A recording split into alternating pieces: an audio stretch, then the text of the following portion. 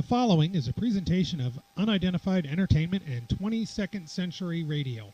Manassas, Fairfax, Washington, D.C.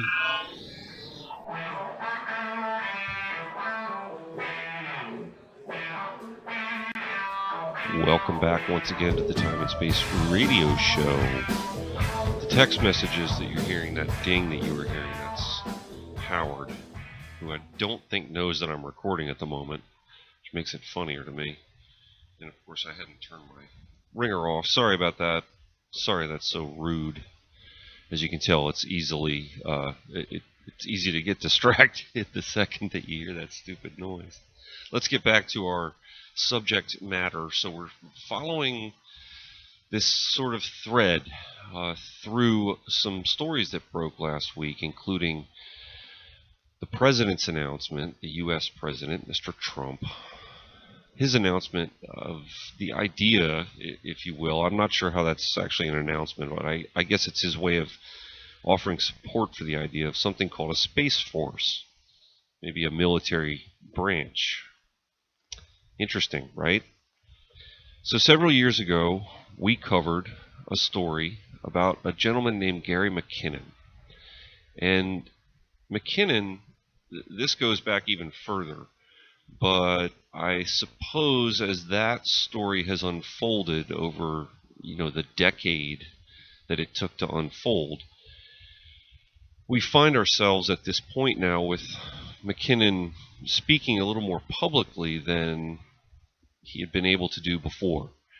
You're going to have to do your homework on this one to really catch up, but let me offer some recent in context anyway, comments by McKinnon. This is from a website called Metro, a guy named Rob Waugh. He's the same with all of these other things. He's covering different sources as well. I'll put the link up. You can hit this multiple different ways. I like the way that this was written. NASA hacker, this is the headline, NASA hacker, I found evidence America has space warships. Again, this is by Rob Waugh for the Metro over in the UK. It's from December of 2015. And this is the article, some of the highlights from the article. A hacker who faced a 10-year legal battle. Remember, we did a show on this a couple years prior to this article.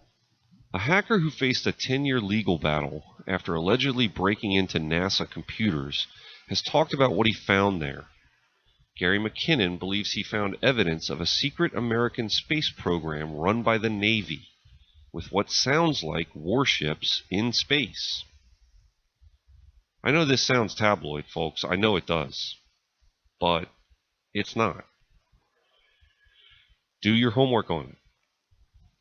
He reveals all in a long video interview on UFO channel Rich Planet TV, saying, I kept going for months and months. I kept thinking, they're going to close this door.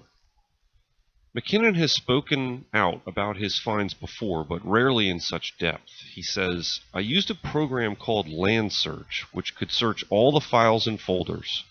But I scanned and looked for documents. I found an Excel spreadsheet which said, non-terrestrial officers. It had ranks and names. It had tabs for material transfer between ships. I took that to be they must have ships based in space.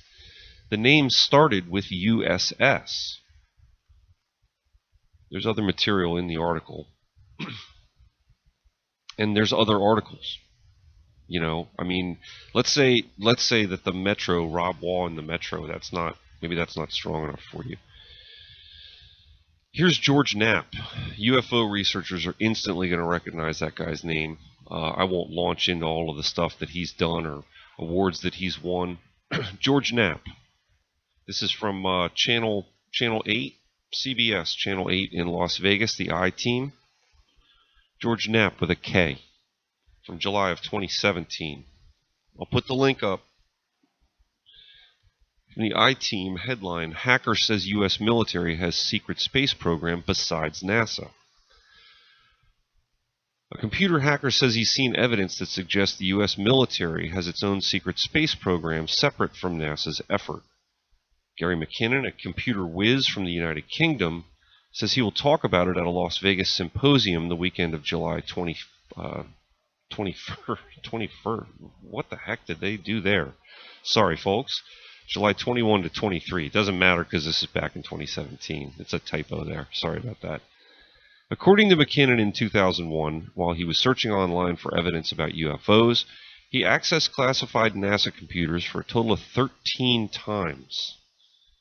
Instead of evidence on UFOs, McKinnon found files about a secret space program operated by the U.S. Navy, he said. He even found the names of the off-planet crew members. President of the Mutual UFO Network, which meets in Las Vegas this week, told the I-Team what McKinnon uncovered.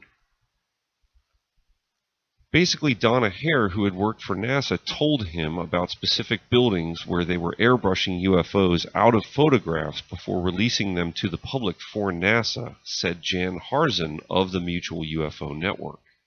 She's talking about McKinnon, wanted to go find that stuff. In his search for that information, this is what he stumbled upon, literally a secret space fleet within the U.S. Navy. McKinnon was arrested for the computer break-in, and the U.S. tried to extradite him for trial, but after an 8-year legal battle, the British government refused to turn him over. McKinnon will speak via Skype to the Mutual UFO Network Symposium. Again, this article was from a couple of years ago. So, some interesting stuff, and I would like to continue to drill down a little bit further. Let's double back to that last point. McKinnon was arrested. The U.S. tried to extradite him. After an 8-year legal battle, the British government refused to turn him over. Now, that's really interesting, and gets more interesting because, and I'm not going to drill down into this case, folks, so if you're familiar with it, if you're one of these people that's tracking with these stories and sees the connection, go find out who this other person is on your own. I'm not going to get that far into it, but this is an article from just a few days ago from Computer Weekly about a guy named Lauri Love, who amazingly has gone through the exact same experience, almost the exact same experience that McKinnon has gone through. This from an article about Lauri Love. The headline, again, this is from Computer Weekly. Lauri Love can stay in UK. Prosecutors will not appeal extradition ruling. These are U.S. prosecutors, okay, that are again trying to extradite another British hacker. And the result of the investigation and the extradition hearings, etc., almost identical to McKinnon's. This is from the article by Bill Goodwin. Again, I'll put the link up. Love's case was the first major test of the forum bar introduced by the then Home Secretary Theresa May to protect vulnerable people from extradition, after she intervened to prevent the extradition of hacker Gary McKinnon, who also has Asperger's, following his 10-year battle against extradition.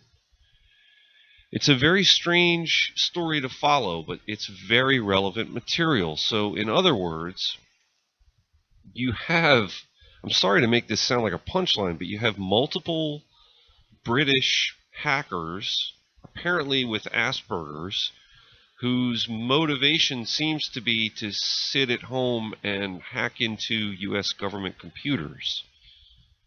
It's a very strange thread to follow, and somehow Theresa May and the British government are shielding these people at some level, which really doesn't add up. I read a different article where a minister, somebody from the UK government was making remarks about, well, this is completely ridiculous. If these gentlemen, McKinnon and this guy Love, can just, argue Asperger's or argue that they're going to commit suicide if they're sent back to the United States or whatever it is, what's the point of having an extradition hearing? I mean, if that's all these people need to do, what's the point of charging anybody with crimes? It's very interesting and doesn't add up, and I think we'll be able to shed a little bit of light on it with a Washington Post piece from 2013 that goes into something I think is beyond directly relevant. We'll get into that for one of our last segments of the week. It probably, I think, is our last segment of the week. We'll see.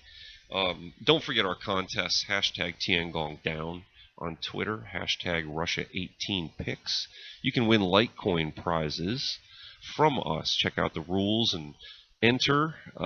As far as the hashtag Tiangong Down, that's the Chinese space station, which means you've only got a couple weeks left to get an entry in and try to win something. Russia 18 Picks, of course, the World Cup coming this summer, so hashtag Russia 18 Picks. Check that out online and give us your entry for that. We'll be right back for another segment in just a couple of minutes. Thanks. I'm bigger in Japan. Nobody really knows who I am.